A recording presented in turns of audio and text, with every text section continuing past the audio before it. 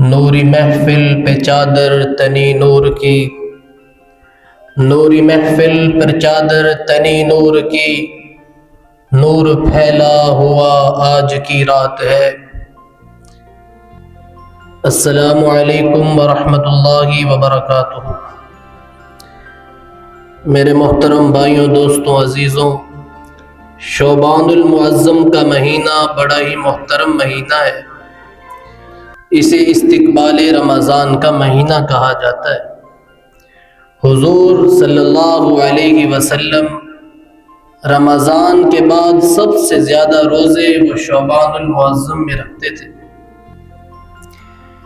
تو 15ویں شعبان ایک محترم اور ایک عظیم رات ہے، جسے ہماری زبان میں شب بارات کہا جاتا ہے۔ شب بارات کوئی معمولی رات نہیں، یہ رحمتوں کی رات ہے، یہ مغفرت کی رات ہے، یہ جہنم سے نجات دلوانے والی رات ہے، یہ شب بارات ہے، فیصلوں کی رات ہے، لوح تقدیر کے اعلانات کی رات ہے، رب کریم کے بندوں پر خاص انعامات کی رات ہے۔ رسول پاک صلی اللہ علیہ وسلم نے ارشاد فرمایا 15ویں شعبان کو رب کریم اپنی مخلوق پر نظر رحمت فرماتے، اور فرمایا اللہ ساروں کو ہی معاف کر دیتے۔ پھر فرمایا سوائے 6 آدمیوں کے، سوائے 6 آدمیوں کے بخشش نہیں، باقی سب بخشے جاتے ہیں اس رات کو۔ تو صحابہ کرام نے پوچھا حضور وہ کون ہے؟ آپ علیہ الصلوۃ والسلام نے ارشاد فرمایا سب سے پہلا مشرک کی اس رات کو بھی بخشش نہیں ہوتی۔ نمبر 2 مشاہد، کینہ رکھنے والا، دل میں ویر پال کر جو پھر رہا ہے، فرمایا اس شخص کی بھی اس رات کو بخشش نہیں ہوتی، کہ دل کے اندر ایک نفرت آ جاتی ہے، ایک اس سے بھی اوپر والی گندگی ہے، غلاظت ہے، اسے کینہ کہتے ہیں، مشاہن کہتے ہیں، کہ وہ اس جذبے سے پھر رہا ہے کہ کبھی موقع بنا تو اس کو بتاؤں گا کہ میں ہوں داد بدائے پیا۔ تیسرا اللہ کے نبی علیہ السلام نے فرمایا تکبر کرنے والا،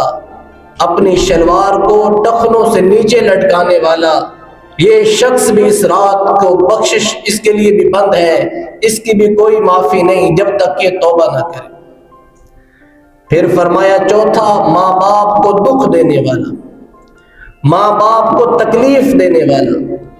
کبھی کبھی ہو جانا یہ انسانی فطرت ہے، انسانی کمزوری ہے، ہو جاتا ہے، لیکن جس نے تو نیت کر لیا کہ ماں باپ کو دکھ ہی دینا ہے، لوگوں کے سامنے رسوا ہی کرنا ہے، تو فرمایا اس بدبخت کی بھی اس رات کو بخشش نہیں ہوتی۔ اور نمبر 5 فرمایا شراب کا عادی، اس رات کو بھی بخشا نہیں جاتا۔ اور نمبر 6 زنا کرنے والا مرد ہو یا عورت،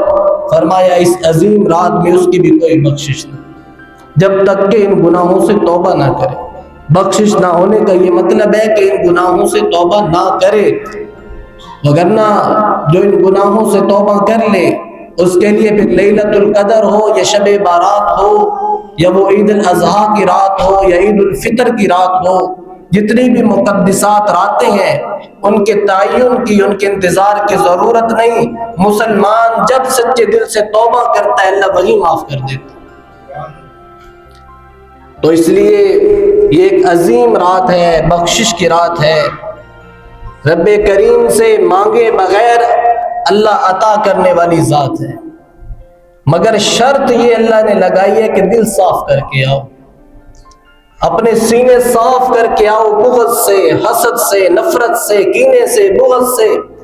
دلوں کو صاف کر کے میری بارگاہ میں آؤ، میں تمہارے اگلے پچھلے گناہوں کو معاف کر دوں گا، اور مجھ سے کوئی بھی پوچھنے والا نہیں۔ تو اس لیے میرے عزیزوں، یہ وہ رات ہے جس میں رحمت کے دروازے کھول دیے جاتے ہیں، جس میں توبہ اور استغفار کے دروازے کھول دیے جاتے ہیں۔ 15 شعبان کی رات میں ہمارے اجمی ملکوں میں، اجمی لوگوں میں بہت غلو پایا جاتا ہے۔ اس رات میں بہت زیادہ اب تو اہتمام شروع ہو چکے ہیں اجتماعی اعمال کے، جو نہ نبی علیہ الصلوۃ والسلام نے کیے اور نہ صحابہ سے وہ ثابت، نہ وہ تابعین سے ثابت، لوگوں کے بنائے ہوئے من گھڑت اور اپنے بنائے ہوئے اعمال ہیں، جن میں وہ اس طرح کثرت سے آگے لگے ہوئے ہیں جو انتہائی خطرناک عمل ہے۔ اس لیے اللہ کے نبی علیہ الصلوۃ والسلام نے اس رات کی فضیلت تو بتائی ہے، اس رات کے کوئی مخصوص اعمال نہیں بتائے، بھئی یہ کرو گے، 100 نفل پڑھو گے، فلاں عمل کرو گے، اس طرح کر کے کرو گے، یہ کوئی عمل اللہ کے نبی علیہ الصلوۃ والسلام نے ارشاد نہیں فرمایا۔ رات شب بارات کے متعلق جتنی بھی احادیث ہیں وہ ساری احادیث ضعیف روایات ہیں، لیکن کثرت بیان کی وجہ سے وہ حدیثیں حسن لغیرہ تک پہنچ چکی ہیں، اور ساتھ پھر امت کا عمل، صدیوں سے امت کا عمل چل رہا ہے کہ اس صبح کو روزہ رکھنا اور رات کی عبادت کا اہتمام، گھروں میں انفرادی عبادات کا اہتمام کیا گیا ہے۔ اللہ کے نبی علیہ الصلوۃ والسلام نے انفرادی عبادات، نفلی عبادات کے لیے کبھی بھی اجتماعی عبادت نہیں کی۔ ہمیشہ حضور علیہ الصلوۃ والسلام تو سنتیں بھی گھر پڑھ کے مسجد میں تشریف لاتے تھے اور فرض نماز پڑھ کر نوافل گھر میں ادا کرتے تھے۔ تو اس لیے کچھ علماء پھر اور کچھ لوگ بہت سختی پر اتر آتے ہیں اور اس رات کی فضیلت میں بالکل ہی انکار کر دیتے ہیں کہ اس رات کی فضیلت ہے ہی کوئی نہیں، تو یہ غلط بات ہے، تو یہ جائز نہیں، یہ طریقہ صحیح نہیں۔ اور بعض لوگ غلو میں اس قدر آگے بڑھ گئے کہ کہیں کہ یہ شب قدر کے برابر ہے،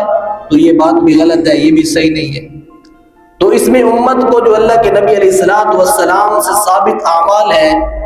وہ رات کی عبادت ہے اور وہ انفرادی عبادت ہے۔ نوافل پڑھ لیں، دعائیں مانگیں، توبہ استغفار کریں، ذکر اذکار کریں، قرآن کی تلاوت کریں، گھر میں بیٹھ کر کریں، اور صبح کو روزہ رکھیں۔ یہ ابن ماجہ کی روایت ہے، سیدنا علی المرتضیٰ رضی اللہ تعالیٰ عنہ اس کے راوی ہے۔ فرمایا لوگوں، شعبان المعظم کی رات عبادت کے ساتھ اور صبح کو روزے کے ساتھ بیدار رہو، اللہ تم سے یہی چاہتے ہیں۔ اور اللہ کے نبی علیہ الصلوۃ والسلام نے اعلان فرمایا شعبان المعظم کو آسمان پر اعلان کیے جاتے ہیں، فیصلے سنا دیے جاتے ہیں اگلے سال کے، جس طرح حکومتیں بجٹ سناتی ہیں نا، اس طرح شعبان المعظم کی 15 تاریخ کو آسمان پر اعلان کر دیا جاتا ہے، بجٹ سنا دیا جاتا ہے کہ فلاں جگہ پر جنگ ہوگی، فلاں جگہ پر امن ہوگا، فلاں بیماریوں میں مبتلا ہو جائے گا، فلاں سکھ دیکھے گا، فلاں صحت پائے گا، فلاں موت آئے گی اس کو۔ اس لیے اللہ کے نبی علیہ الصلوۃ والسلام نے فرمایا کہ بعض لوگوں کی موت کے فیصلے کر دیے جاتے ہیں 15 شعبان کو، اور وہ نیچے اللہ کی بغاوت کے علم بلند کرتا پھر رہا ہوتا ہے، ڈاکے مار رہا ہوتا ہے، چوریاں کر رہا ہوتا ہے، فرشتے دیکھ کر مسکراتے ہیں کیسا بے وقوف آدمی ہے، اوپر تو اس کا نام مردوں کی فہرست میں لکھ دیا گیا ہے اور یہ نیچے جھوٹ بول رہا ہے، اللہ کی بغاوت کر رہا ہے، اللہ کی نافرمانی کر رہا ہے، سود کے لین دین کر رہا ہے، جھوٹ اور دھوکہ دہی کر رہا ہے، کیسا جب آدمی۔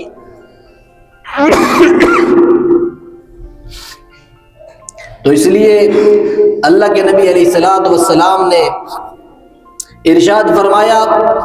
کہ صبح روزہ رکھو اور رات عبادت کے ساتھ، انفرادی عبادات کے ساتھ جاگتے رہو جتنا ہو سکے۔ کوئی 4 نفل پڑھ سکتا ہے تو بہت اچھا، کوئی 6 پڑھ سکتا ہے تو بہت اچھا،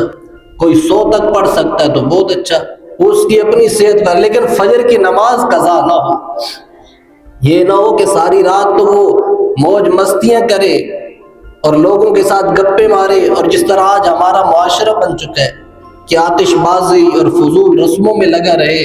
اور یہ کہے کہ میں ساری رات عبادات میں رہا ہوں، ہرگز نہیں۔ تو اس لیے عبادات کا یہ مطلب ہے کہ انفرادی عبادت ہو، ہم اللہ کی بارگاہ میں بیٹھیں ادب کے ساتھ، احترام کے ساتھ۔ تو اللہ کے نبی علیہ الصلوۃ والسلام، ام عائشہ رضی اللہ تعالیٰ عنہ فرماتی ہیں 15 شعبان کی رات تھی، یہ صحیح ترمذی شریف کی حدیث ہے، اور امام ترمذی نے تو 15 شعبان پر پورا باب قائم کیا ہے۔ فرمایا کہ ام عائشہ فرماتی ہیں میں رات کو اٹھی 15 شعبان کی رات، تو میں نے دیکھا حضور بستر پر موجود نہیں ہے، تو فرمایا میرے دل میں خیال پیدا ہوا کہ شاید اللہ کے نبی صلی اللہ علیہ وسلم